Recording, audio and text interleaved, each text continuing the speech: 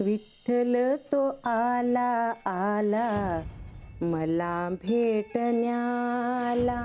काय गो दक्का, लईच खुशीत आहेसा.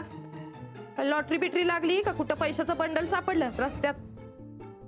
घरात काय बी चांगलं झालं तर माझं मन खुश होते. पैशाची खवखव मला कधीच नव्हती. काय म्हणायचं काय तुम्हासनी? ते तुझं तू समजून घे. मी बापडी कशाला बोलू? कुणाच्या नावानं बोट मोडून येत. मी बापडी काय बोलणार असं म्हणून ही तर तोंडाला फुलूप लावताय आणि मामांजींसमोर तुमची जीभ बरोबर चुरचुर चालती हो. वय साहेब असलं की कुलपाची किल्ली लगेच गावती बघा यासनी.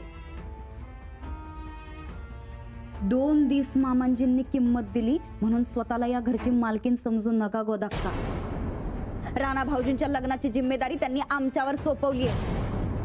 तुम्हाला उगी आगावपणा कराय कुणी सांगितलं होतं? आधीच किचन बसलेत बळकाव, आता घर बी हळूहळू बळकावतात की काय? अहो मी कशाला घर बळकावू? समजा तुमचंच आहे ना. आव संन्याशाचा आणि कर्म आदाशाचं. इथून पुढं मामांजींना आणि राणा भाऊजींना त्या मास्तरडी बद्दल फूस लावणं बंद झालं पाहिजे. अहो फूस कसली त्यात? राणाच्या मनात काय आहे ते समजून घ्यायला नको काय? आमच्या घरातली मेल्यात काय समधी नाही नव? मग आमचं आम्ही बघून घेऊ की. अजून कशात काही नाही आणि तुम्ही त्या मास्तरडीला नवरी बनवून मोकळा झालायचा. तुम्हाला एक घरदार नाही गोदाक्का, पण आमचं घरदार कशापायी मातीत मिळवताय? बहिणी साहेब काय बोलताय? ओ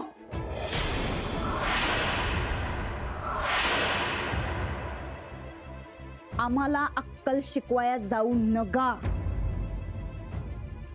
त्या मास्तरडीचं खानदान बघा आणि आमचं खानदान बघा, काय फरक कळतोय का? का आंधळा झालायचा? वय बघता झाले बी असतील आंधळ्या. तेच 4 दिवस राहिल्यात, ते सुकानं काढा.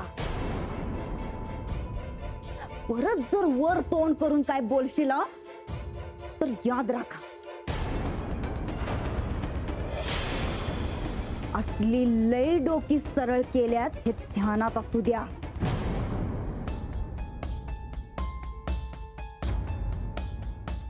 गोदाक्का अहो जरा नीट विचार करा. हे असं नुसतं बोललं की प्रेम होत असतंय वय? ती मास्तरडी सारखी नजर समोर आहे म्हणून राणा भाऊजींना तसं वाटतंय.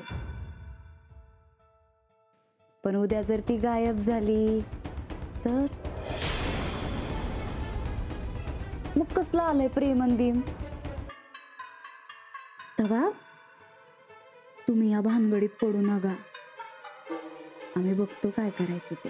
पर तरी बी गोदाक्कानी ऐकलं नाहीत आणि मध्येच बोलले तर. जरा चांगलं बोलाय शिक की, नाहीतर जीभ हसडून हातात दे ना. राणा भाऊजी बरोबर तुमची ओळख झाली म्हणून आमच्याच घरात काडी टाकायची तुमची हिम्मत झाली काय? काडी? समजली नाही मी. करून सवरून वर मी नाही त्यातली. जीवाला जीव लावणारी भावंड आज एकमेकांना पाण्यात बघतात. उगा 2 भावांमध्ये फूट पाडण्याचा प्रयत्न करू नका, नाहीतर गट आमच्याशी आहे लक्षात ठेवा. अहो पण मी तसं काही. तोंड बंद.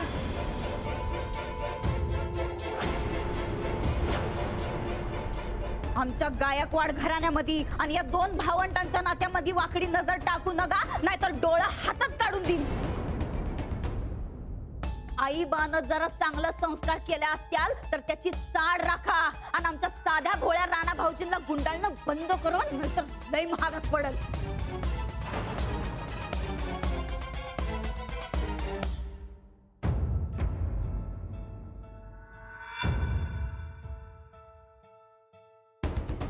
समजवा जरा मास्तरनीला, कुठं धरून आणता असली माणसं कोणाच ठाव.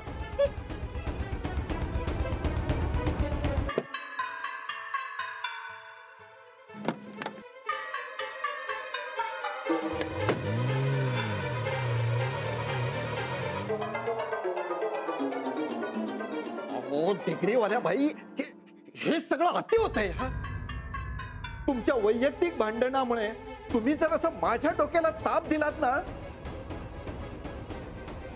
तर वरपर्यंत तक्रार करीना. गावातलं वातावरण बिघडवता म्हणून नोकरीवरनं काढून टाकीन मी तुम्हाला. हो, दोन भावामध्ये भांडणं लावताना जरा सुद्धा तुम्हाला विचार करता येत नाही.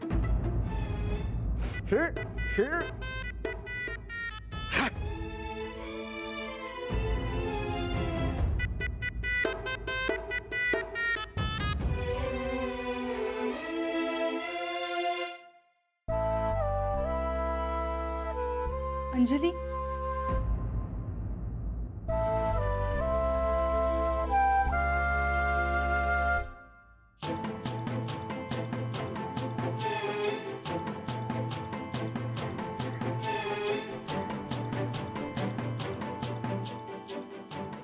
तर मुलांनो काय शिकत होतो आपण? बंधुप्रेम. उगा दोन भावांमध्ये फूट पाडण्याचा प्रयत्न करू नका, नाहीतर गट आमच्याशी आहे, लक्षात ठेवा.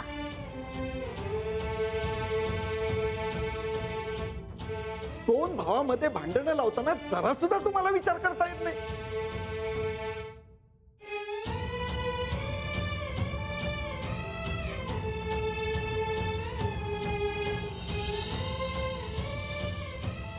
साहेबराव, आज लई डाफरलं सूरजवर.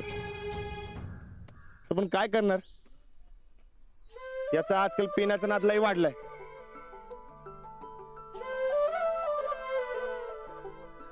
चले. या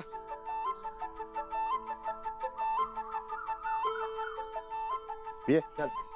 चल.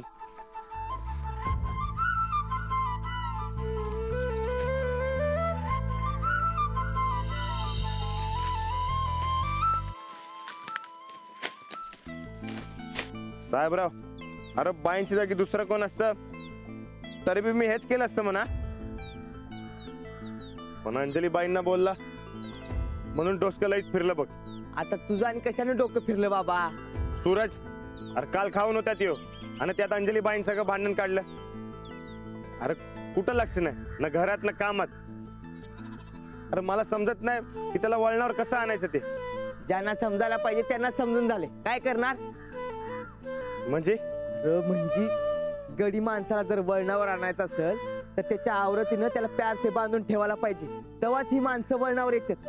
बरं आता वहिनी साहेब ह्या अशा. वहिनीचं काय? हा, वहिनीचं काय? अरे लई चांगल्या आहेत त्या. हा, मागचा पुढचा विचार न करता फाटकन बोलत्यात. अरे पण खरं ते बोलत्यात. अरे अरे त्यांच्यामुळे आमचं घर घर आहे. हा, आणि दुसरं नात्यांची किंमत कुणाला कळत असेल तर ती फक्त अंजली बाईंना. अरे जे बायकांना कळतं ते आपल्या डोसक्यात बी येत नाही. हा, आणि या दोघींना बी नात्याची किंमत काय हे चांगलं कळतं. हा, आणि बाईंनी सांगितलं म्हणूनच मी आबांना फोन केला ना. आबा लगेच आलं इकडं. समजा घर एकत्र जेवलं, हसलं, बरं वाटलं. अंजलीबाई सांगतात ते बरोबर निघतं बघ. अरे तुझी होणीवाली बायकोच त्यांना कळण झाल्या. हे बघ, मी तर म्हणतो तू पाटक बाईनं जाण घरला. ए, अरे कण खाली जाळ काढीन. अरे म्हणजे आता तुला डोळं बंद केल्यावर बाई दिसत्यात म्हणून म्हटलं मी. अरे पण तो रॉंग नंबर लागतोय. अरे राणा, रॉंग नंबर असा सारखा लागत नसतो. एक काम कर, तू आता परत एकदा बघ. आता जे कोण दिसत त्या संगत तू लगीन करून टाक. नाही नाही, नाहीतरी एक काम कर, बाईसनी सरळ सांगून टाक. त्यासनी मग डोळं बंद केलं की बार बार मला तुम्हीच दिसतात, याचा काय मतलब, आणि एकदाचा सोक्ष मोक्ष लावून टाक. अंजली बाळा, काय झालंय? मला तरी सांगशील का? अंजलीबाई आहेत का? अरे राणाजी, या ना. जरा बोलायचं होतं. नाही, नको.